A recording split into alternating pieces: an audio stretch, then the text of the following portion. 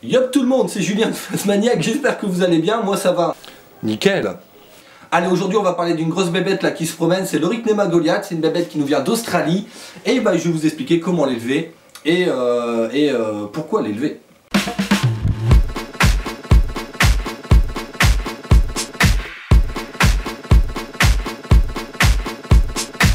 Donc voilà, elle se promène, c'est l'Euryknema goliath, je vais vous la présenter, c'est un des plus grands phasmes au monde, on va dire entre guillemets. Alors mis à part le phasme vietnamien, du Vietnam, et puis on va dire aussi également la Chryoptera phallax, la femelle, qui est assez grande aussi. Mais c'est une espèce voilà, qui est vraiment sympa à élever, qui est massif, mais qui n'est pas agressif malgré ces petits pics qu'on peut voir sur ses pattes. Alors est-ce que ça, ouais, ça pique quand même, mais c'est pas agressif. Alors pour la femelle, donc là j'ai une femelle qui est adulte.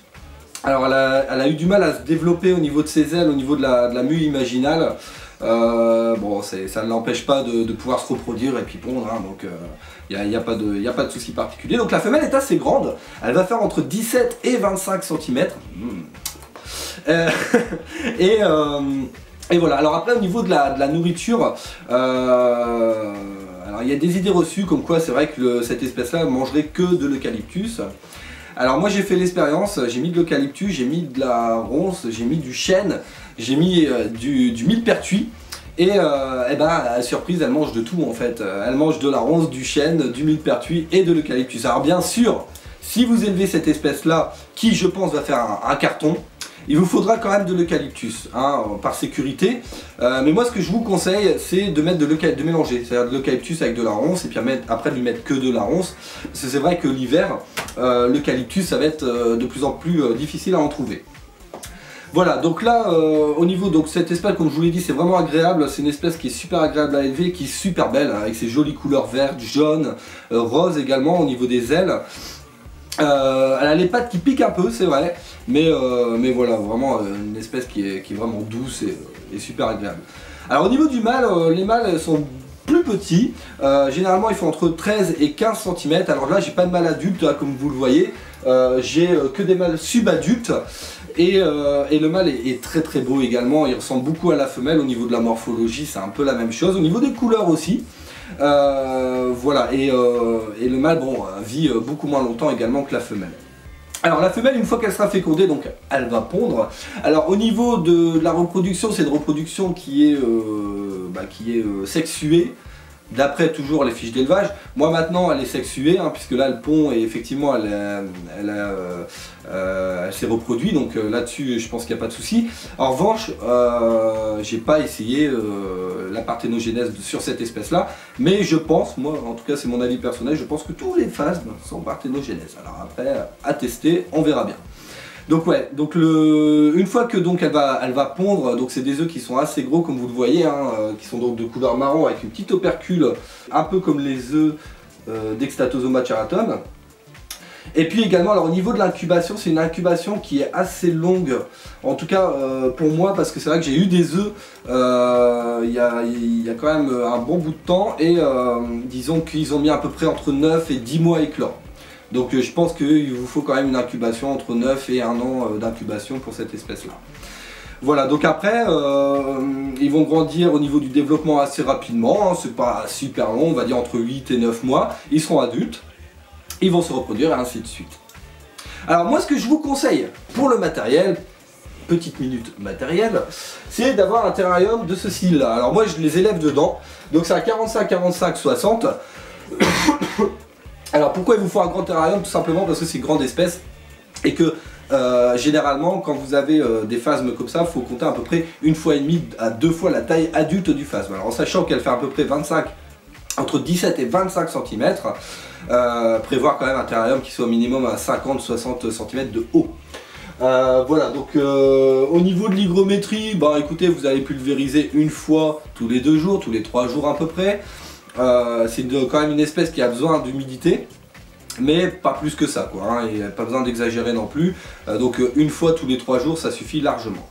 Alors comme je vous l'ai dit, je pense que c'est une espèce qui est pas courante dans les élevages, mais qui va faire un malheur d'ici quelques mois, je pense. C'est vrai qu'elle n'est pas forcément très connue des éleveurs. Et pourtant, quel dommage, parce que c'est vrai que c'est une espèce qui est vraiment très très belle et qui est quand même impressionnante. Et comme vous le voyez, qui est super docile, donc vraiment pas dangereux. Alors après, au niveau des températures, les températures, c'est températures un peu plus qu'ambiantes, on va dire aux environs des 20 à 25 degrés. Alors après, certains éleveurs les élèvent aussi à 30-35 degrés. Bon, moi personnellement je les élève à une vingtaine de degrés, ça fonctionne très très bien, il n'y a pas de souci. C'est comme la pulvérisation, alors je le dis régulièrement pour ceux qui ne suivent pas mes vidéos, c'est vrai que généralement ce que je conseille aux éleveurs, c'est de les pulvériser selon l'ambiance déjà de la maison, selon l'humidité tout simplement. Si vous habitez une maison qui est humide ou vous êtes dans une région qui est plutôt climat humide, dans ce cas-là, effectivement, les pulvériser un peu moins. Si vous habitez une région, je ne sais pas, dans le sud par exemple, à Marseille ou ainsi de suite, où là vraiment c'est un climat qui est plutôt sec et chaud, dans ce cas-là, effectivement, plutôt prévoir 2 pulvérisations par jour ou une par jour. Maintenant, si vous habitez dans une région qui est mi-humide, mi-sec, selon les saisons, dans ce cas-là, ouais, vous faites une pulvérisation tous les 3 jours, ça suffit largement. Alors voilà, voilà ce qu'il fallait dire pour l'Eurycnema goliath. Donc une espèce que je vous conseille, alors que je conseille pas forcément aux personnes qui débutent, hein, voilà, c'est pas forcément super conseillé parce que c'est pas une espèce qui est non plus super facile à élever. Donc pour ceux qui ont déjà une certaine expérience dans le domaine de l'élevage, voilà, c'est une espèce que vous pouvez facilement élever avec beaucoup de qualité en tout cas, c'est-à-dire au niveau déjà des couleurs, au niveau de l'aspect, parce que je trouve que voilà, c'est quand même un phasme qui est très beau et très imposant. Et puis également au niveau de son caractère, parce que c'est pas un Euryconta quoi, hein, on est sur un caractère qui est super docile, voilà, où la femelle, vous voyez, elle se promène, elle est tranquille. Donc même pour les enfants, ça convient parfaitement, il n'y a pas de souci. Voilà ce qu'il fallait dire. Alors pour nos prochaines vidéos, j'ai prévu une vidéo qui va arriver d'ici je pense 1 semaine et demie, 2 semaines sur les escargots. Voilà, j'irai rencontrer un éleveur d'escargots. Vous le connaissez déjà, ce sera une surprise, vous verrez.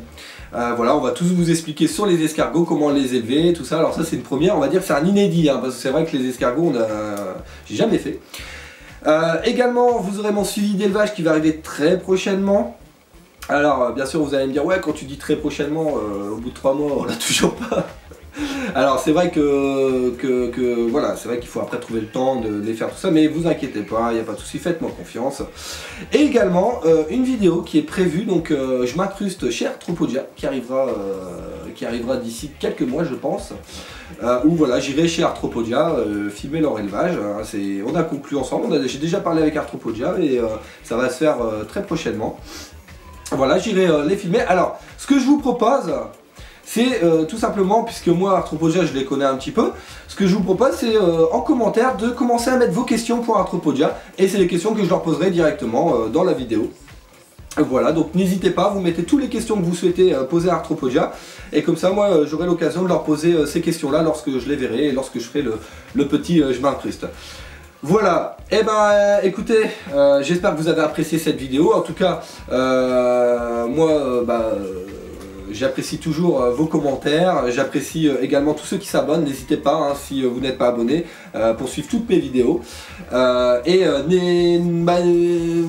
Voilà quoi.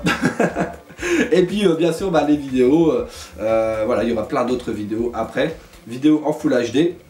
Voilà, donc pour résumer, l'Eurycnema, n'hésitez pas, allez-y. Voilà, une très très belle espèce qui est, on va dire, sur une échelle de 10, à peu près à 6-7 de difficulté. Et puis pour vos questions, n'hésitez pas non plus à Arthropodia. Voilà, et j'espère que cette vidéo vous a plu. Je vous fais à tous un énorme bisou parce que je vous aime, bien sûr. Et puis on se retrouve pour la prochaine vidéo sur les escargots. C'était Julien de Phasmaniac, ciao à tous. T'as du mal, hein?